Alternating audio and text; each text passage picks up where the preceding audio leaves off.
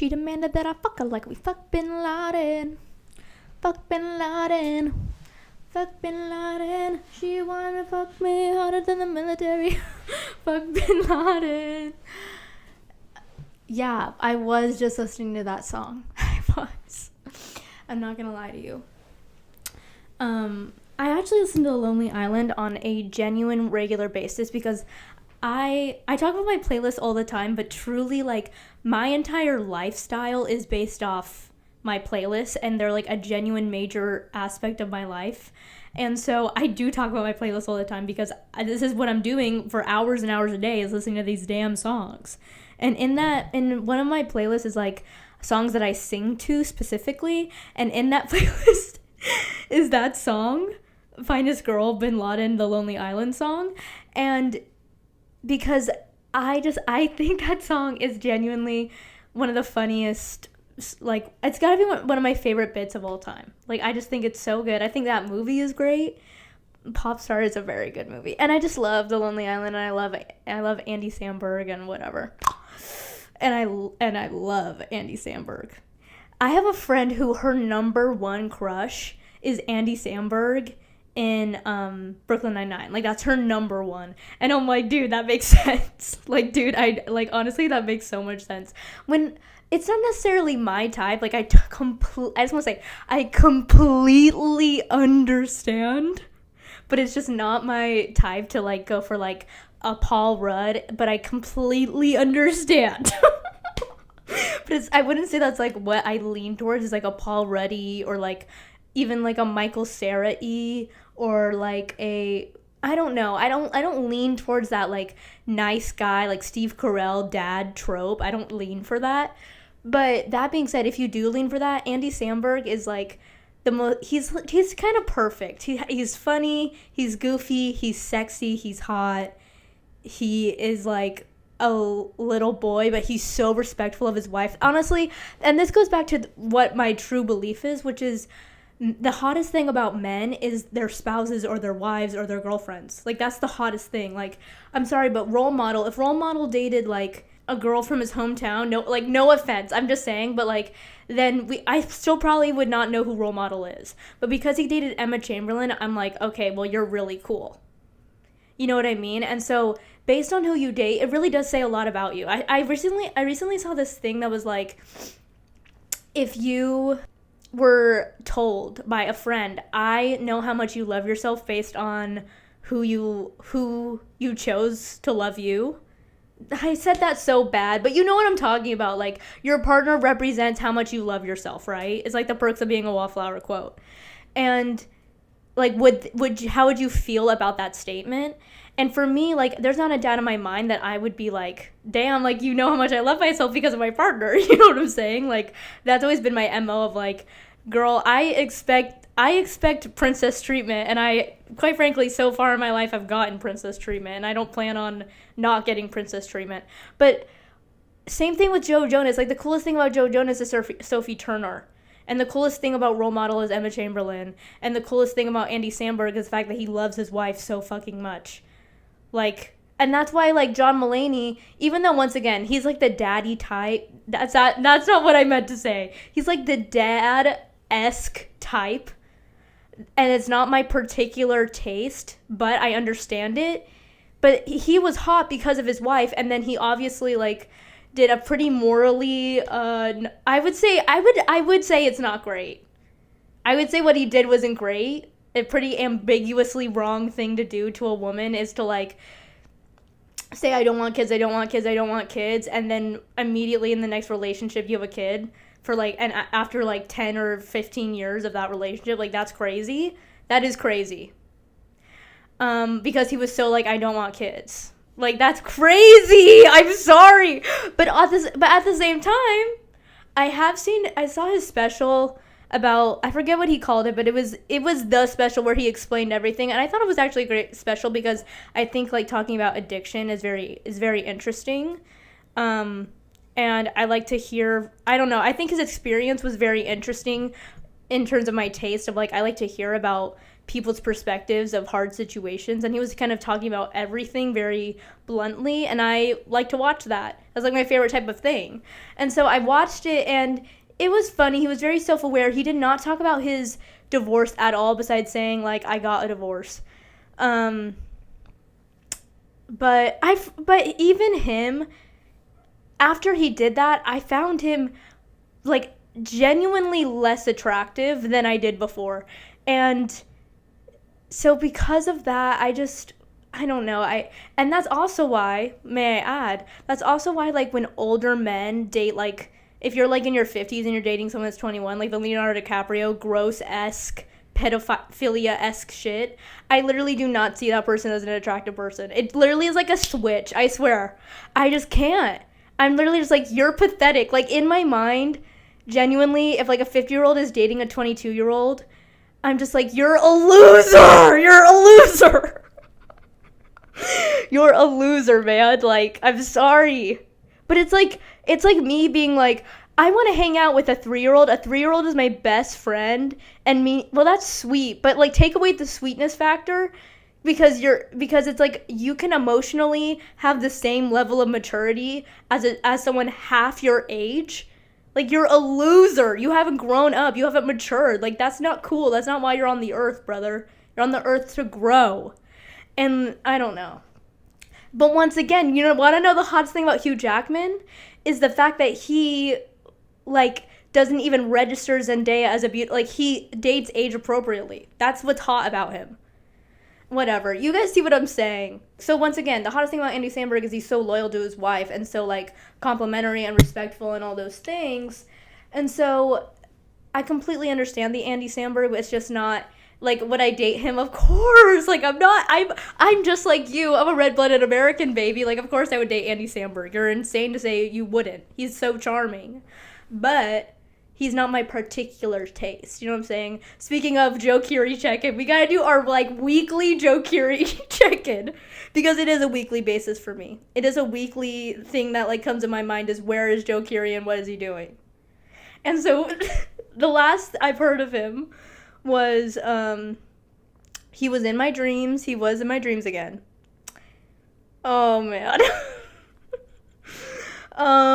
And then I have not seen season 5, and I don't think I will. But yes, because through TikTok, I'm able to see what I need to see. You know what I'm saying? Like, I don't want to, you know, I know how it ends because of TikTok. I got all my spoilers. I know what happened, okay? I don't want to watch it. Anyways, I know he becomes a teacher, and he becomes, like, a very daddy. Once again, I did not mean to say daddy. Dad-esque type of guy, like an 80s dad stereotype, like, and very hot because he's Joe Curie. And he becomes a teacher, and he, like, that's great, but I've just been, like, I just have fallen in love with Joe, you know what I mean? Like, I love Steve Harrington. Steve Harrington's how I know Joe Curie. Like, I respect Steve Harrington. And, like, I know it's still Joe Curie, but Joe Curie as himself a human being, I'm so attracted to that I'm like, this feels like, isn't that crazy? I'm so in love with Joe Curie, the person, that Steve Harrington, I'm like, oh, that's so sweet and so cute, but that's not the real Joe Curie.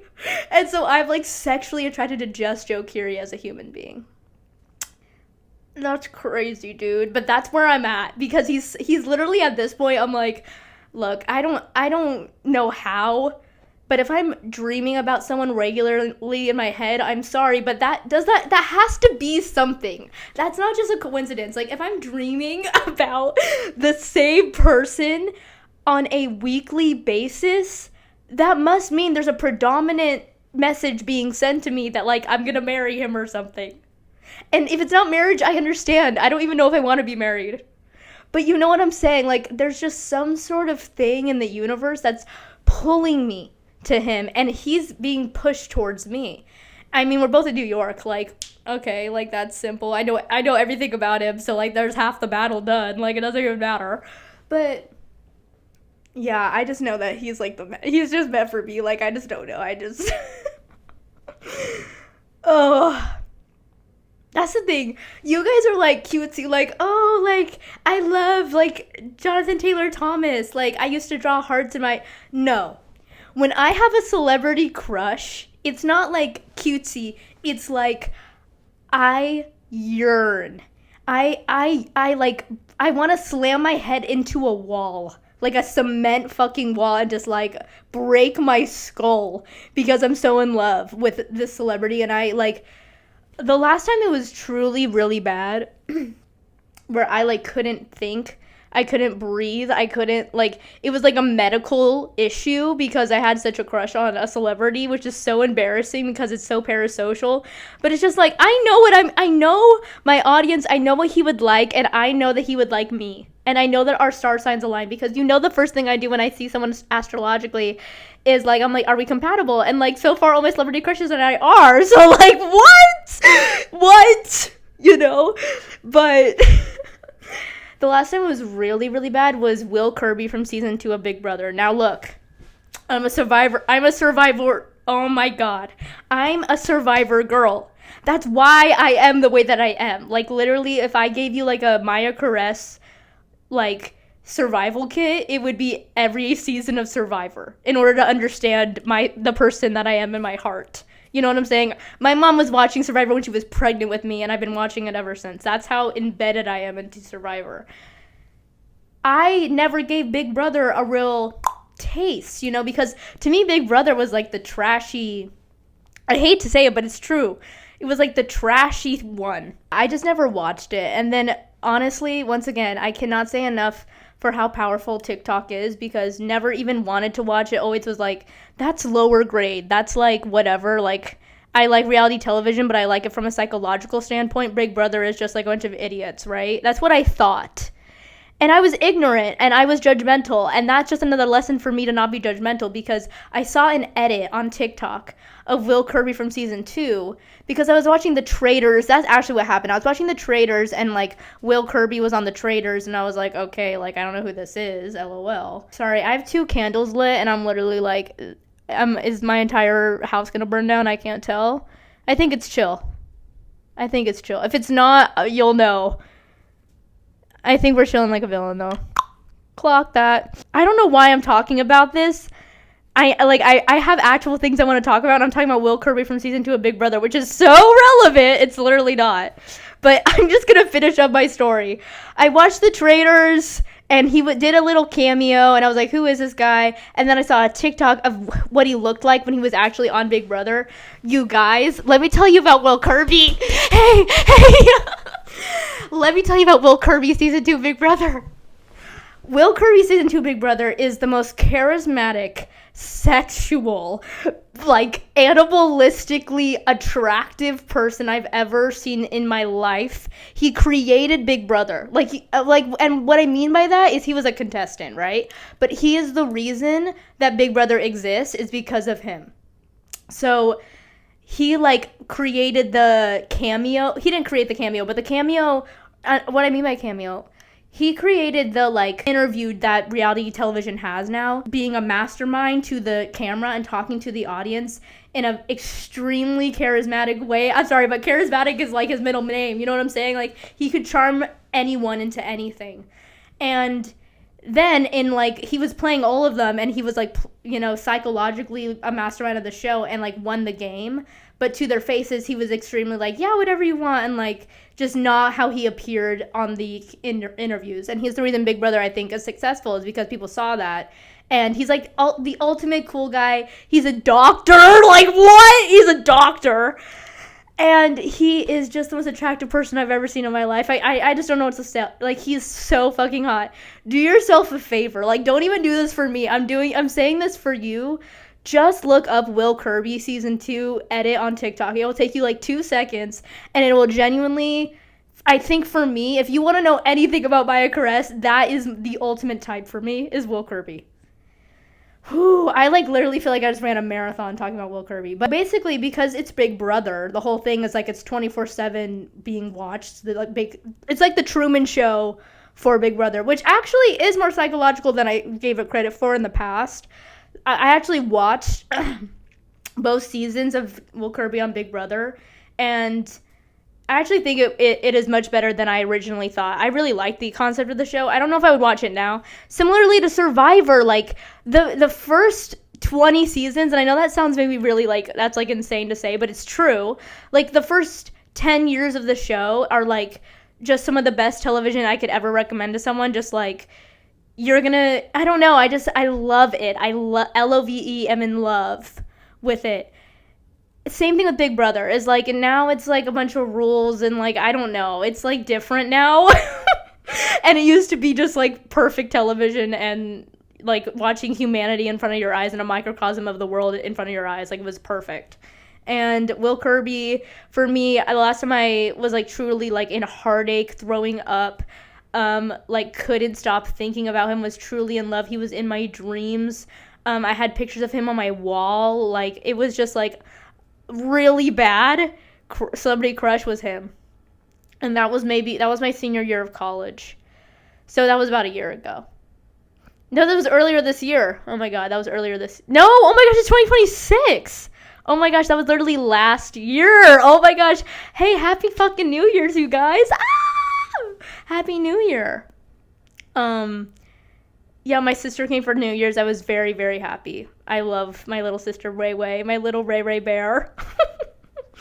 And she came and I had such a good time, and I am very, like, when someone comes to visit me and I can, like, show them the things in my life, I think it's one of the most, like, loving interactions I can have with a sibling, because I'm like, you know, we live in different cities, but I'm like, this is what I experience on a day-to-day basis. This is where I eat. This is where I shop. This is where I get groceries. This is where I go, like, on the subway or whatever.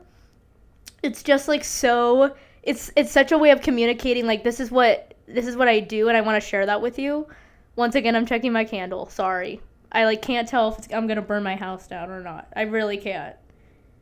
I think it's fine. I don't know. I'm scared. Anyways, we like literally I took her, I just am going to talk about food real quick because I have to, because that was basically the entire trip was I planned the food. Because I have so many places that I want to go on my phone. And then I don't really go unless I have an excuse to go, which is when someone visits. So I took her to this place called Winson Bakery in New York that has, it's a scallion pancake, and then it's a breakfast sandwich. So that's like the wrap of the sandwich, and then inside is like egg and cheese. Oh my gosh, that's like my dream breakfast sandwich. When I was a little girl, my mom's a Chinese teacher, and she would take us to like Chinese breakfast in like Chinatown in Las Vegas, which was so good. It's like one of my favorite memories I have. And when she would go, she would get us like scallion pancakes and like tomato and eggs, and it was like so much sodium because I would like pour so much soy sauce on it, and like, but it was so good. It was literally like we would go on special occasions. It was so much fun, and I just loved it. Anyways, I knew about scallion pancakes before anyone else, to the point that I was like would be in second grade, and like I would be like, yeah, my favorite food's scallion pancakes, and people, if you don't know what that is, if you don't know it's like an Asian like appetizer street food type of food, then you're like, what the fuck? Like pancakes are sweet with syrup and butter, not like like what are you talking about? And I would explain it like it's like very thin. It's more like a tortilla and then like green onion and oil like sauteed. That's how I would kind of explain it. But I just like have like my mom would literally go across town to Chinatown to buy the frozen packets of scallion pancakes, and that's what I would eat like after school. So as you can imagine, I was a very chubby child because I would have scallion pancakes all the fucking time. But that being said, the concept of putting that in a breakfast sandwich, do you know how like that would be on my last meals if I'm ever on that show, Last Meals, which I hope I am, just because I'm like, I just want to eat all my favorite food at once. That sounds like a dream come true. In the way that like what the fuck is it called? Like Hot Ones is truly my version of hell, because I can do spice. I can do like a sriracha moment. Actually, I did this thing in college where I started to put sriracha on everything, and then I couldn't eat anything unless it had sriracha on it because it would be bland. And I basically like heightened my like level of spice in terms of like I could handle more and more heat.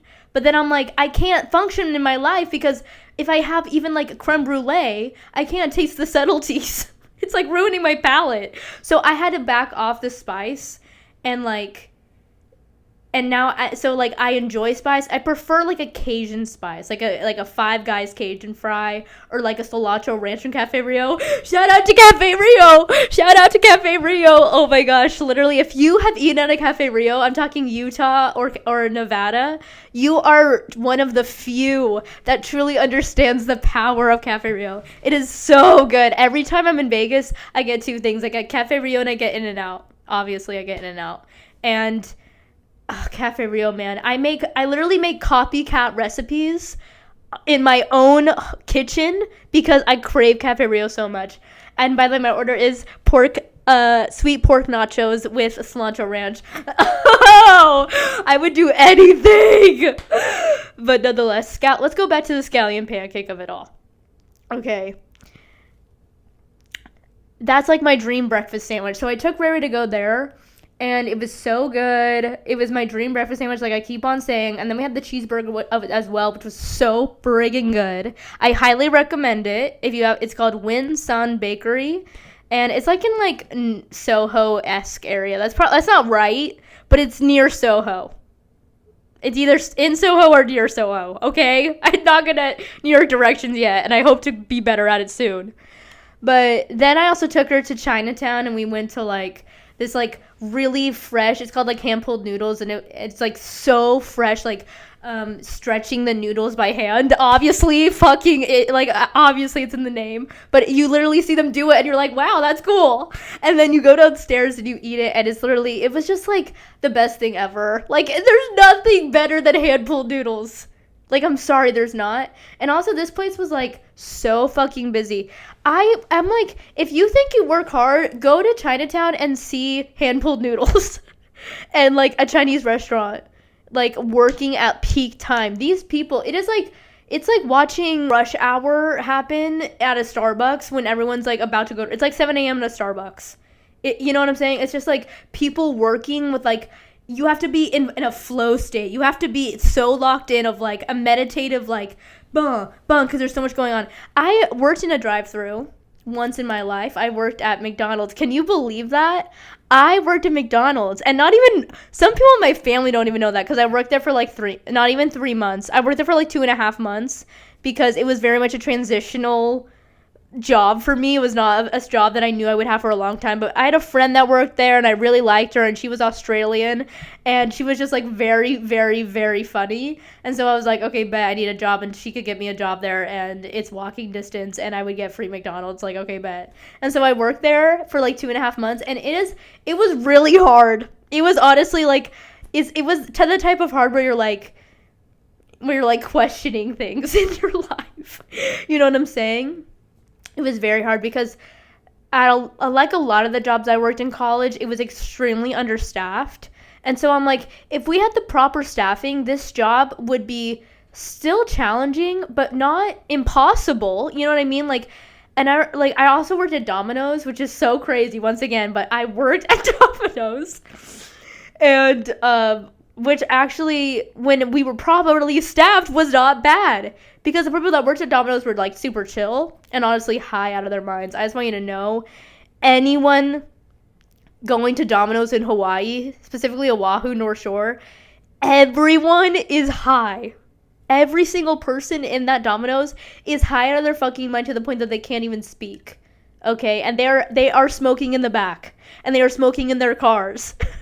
And they're delivering pizza, and when they open the window, it's like weed is pursed. It's like the Scooby-Doo van. You know what I'm saying? Like, it's that level. Also there, we were so understaffed, so I'm like, it was too much to bear. Because like those were like the two restaurants I had in college were, and I say restaurant, that's crazy, but like the two places to eat within a like 45-minute distance was McDonald's and Domino's. And so like everyone would call to get it because Domino's was the only one that delivered as well. And in college, it's like everyone wants to deliver pizza on like any night of the week. So we were constantly driving over there. Oh my God. Oh, once again, neither of those jobs are for the weak. Like, they are very intense jobs, and I'm just like, am now in a salary position, which sounds crazy, but it's true. I'm now in a salary position for the first time in my life post grad, and I'm like, it's a different level of responsibility, 110%. I'm not gonna say it's easier, but I'm like, I can still recognize my minimum wage jobs that I've worked for, like, since I've been 16 to 22. So that's 8 years. 8 years were extremely challenging jobs. And I'm like, you should genuinely, and like, this is not a crazy statement, obviously, but it's so like painful that it's not a reality of like, you should genuinely be able to work a minimum wage job and have a livable life. It's so ridiculous how poor I was and how much I would be working like literally 40 hours a week as a full-time student. And like, obviously I lived in Hawaii. Like, okay, I lived in Hawaii in college, and that's like the most expensive fucking state. Like, I like, obviously that, but also like, I should be able to live a livable life if I'm working 40 hours a week and a full-time student, and I barely could. Like, it's just crazy. And it's like, I don't know a single state that has a minimum wage that's actually a livable wage. And I'm like, I even went to a coffee shop today. I went to like this bagel place, and then I went to this coffee shop, and I'm like, once again, I saw her in a flow state, locked in, like very busy moment where she's like the only one in the kitchen, and she's like multitasking like a bitch, like fucking crazy shit. And I'm like, I bet she has like 2 or 3 jobs. You know what I'm saying? And I'm like, I wish there was a time when Rachel Green, even though she was a fictional character, could just work at a coffee shop and afford her life. And was she like poor? Yes, but she could like afford to live in an apartment. And I know that's a fictional show, but you know what I'm saying. That was like the 90s thing. And I'm just like, that's so not even true. You can work 2 to 3 jobs and still not be able to afford your life. It's just like, it just grinds my gears. It does. And I'm just like shouting from the rooftops, but it's just so, the fact that it's not a reality is just like so like, what's the point of anything? What's the point of anything? But I would just like, can you just imagine with me. Imagine with me for 1 second. This is called the fucking Make Believer podcast. Imagine with me that you live a life where you wake up in the morning, you go to work at a coffee shop, you have your regulars, you have like fucking, what's her face? Fucking, I waited till I saw the sun. I fucking love her too. It's like Nella. It's not Nella, but it's Nella. Waited till I saw the sun. Nora Jones. Nora Jones is playing. It's like a 2000 Starbucksy vibe. You know what I'm saying? It's like sour Altoids mint. It's like those. You know what I'm saying? And it's brown. It's so much brown, brother. That, and then know what? Your close up shop at like 4 p.m. You go home and you have a little bubble bath going, and you go see some friends for some drinks after work, and you have sex with a beautiful man, and you go to bed. Imagine that. Like imagine that. Just imagine that, dude. Imagine all the people living, and you can afford to live and enjoy your life working at a Nora Jones coffee shop. Imagine that. But no. You couldn't even, if you did that, you would have to work legit like 80, not even 80, you would be working like 8 plus 80 hours a week at 3 different jobs, probably still having to be like a sugar baby on the side. Like, it's just impossible. Oh man. It gets me choked up. But I don't want to just talk about my dreams. Like, that's not the reality of the situation, and those reality of situations so much, it's so bad I can't even think about it. It's so fucking bad, dude. Everything's so bad. The world's so bad. Oh man.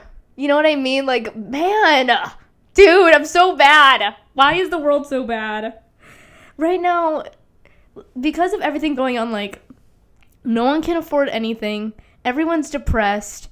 Everyone, like, we're still have, like, that, like, just, I hate to spiral and domino effect it, but it's just, everything is worst case scenario, and it's like it's so bad it's creative. It's literally giving like I saw this TikTok of this girl being like, you guys the things going on right now are demonic. Like, they're so bad, they're demonic. There's like demonic work happening right now in terms of like and I'm laughing because it's true. It's so bad. It's like I can't even believe like they defunded Sesame Street.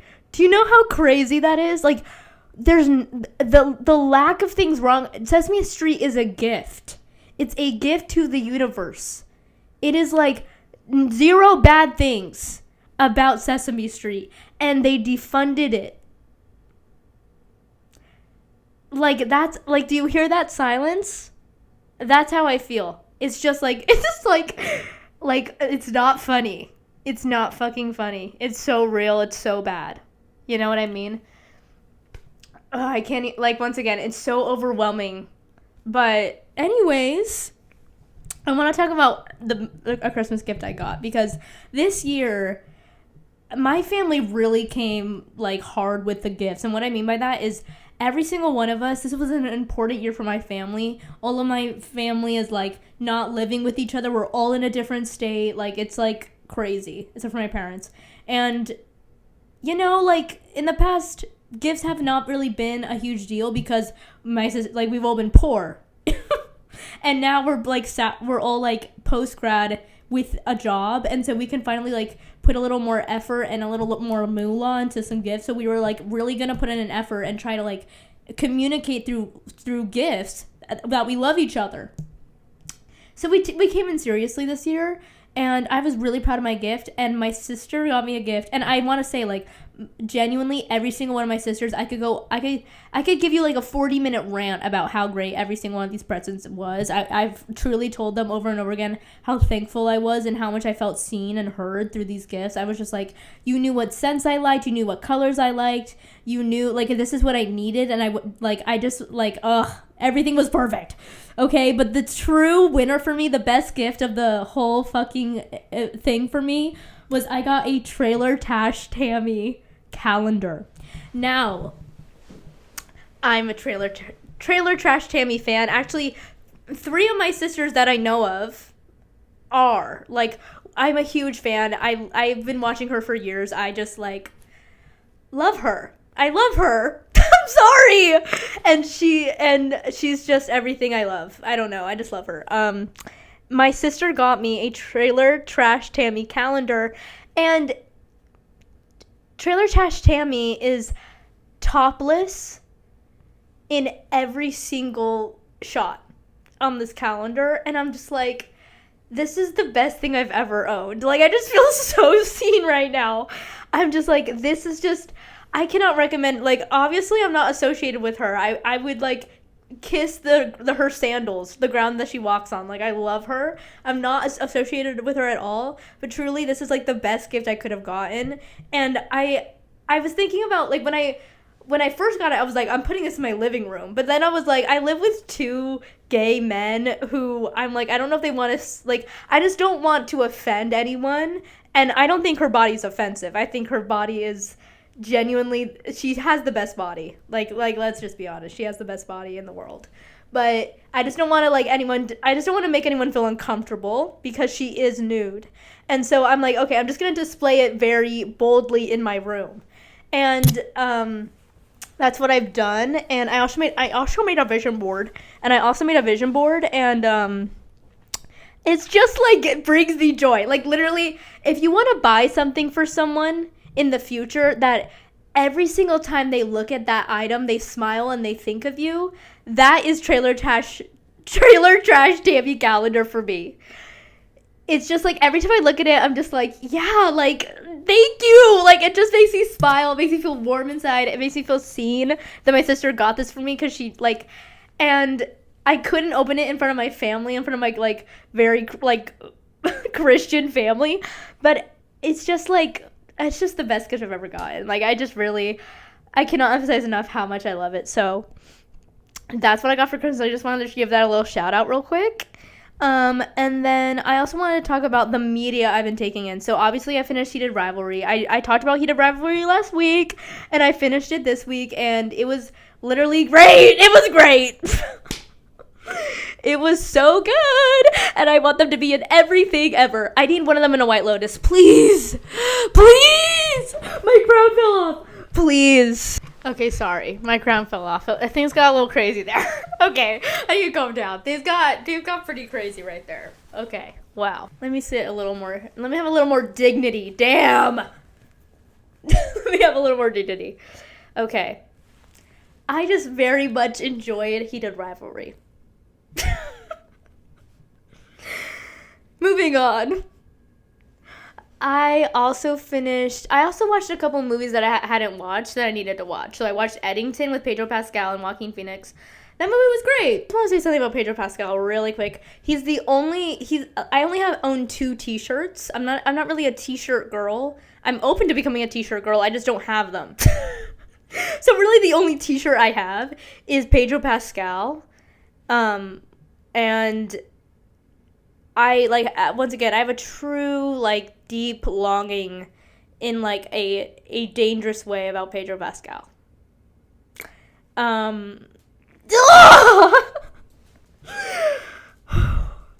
Yeah.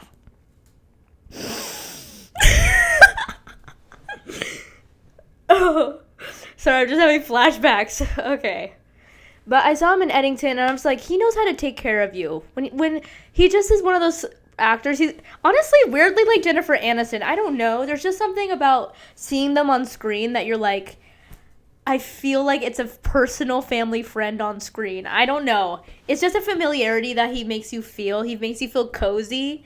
I just love him. I love him so much. And let me be clear. I like him sexually as well. But I love him for who he truly is in his heart and soul. You know what I'm saying? Like, I vibrate with him. But I'm really talking about my crushes. I'm talking about Will Kirby and then Andy Samberg. Like, love Andy Samberg. I think I'm, basically done with what I want to say. But, the media. What other media did I want to talk about? I finished Insecure, my rewatch of Insecure. I finished it. So good. Literally, it's so good. It's like my favorite type of show, like a show like Rami, a show like Girls, a show like Fleabag, a show like, those shows. That's my favorite type of show. And coming of age reality focused on a friend group, HBO style show. I love that. And it was exactly that. That's exactly what it was. And it was so good. And she's an expert of life and a genius and all those things. And everyone in that show is really hot.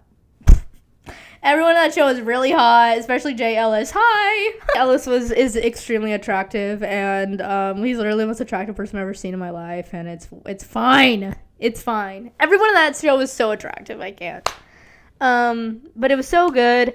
And I watched a lot of movies I watched Confessions of a Shopaholic, which, once again, I could go on a 40-minute rant about Confessions of a Shopaholic. It's such a good movie, and it's for what it is, it's the best version of what it could ever be. It is the prime, optimal, perfect script, perfect casting, perfect color of perfect design of what that type of movie could be. It's the Godfather of those movies, of for tween little girls and gay little boys, that type of movie. And it's great writing. Fred Armisen is the villain. Isla Fisher, of course, is perfect. I'm team Isla Fisher. Hey, I'm team Olivia Rodrigo, and I'm team Isla Fisher. Sorry, that's the truth. That's my truth. And Isla Fisher's perfect and gorgeous and funny and smart and beautiful and eloquent and correct, politically correct, and just a 10 out of 10 perfect person, essentially. Okay, she's so great in that role, and I want her to play once again, she'd be a perfect White Lotus pick. Put in both the boys from White Lotus. I don't give a fuck. Put both the boys in White Lotus. and they have them play completely different characters, completely different roles. They don't even have to interact besides like one scene at breakfast.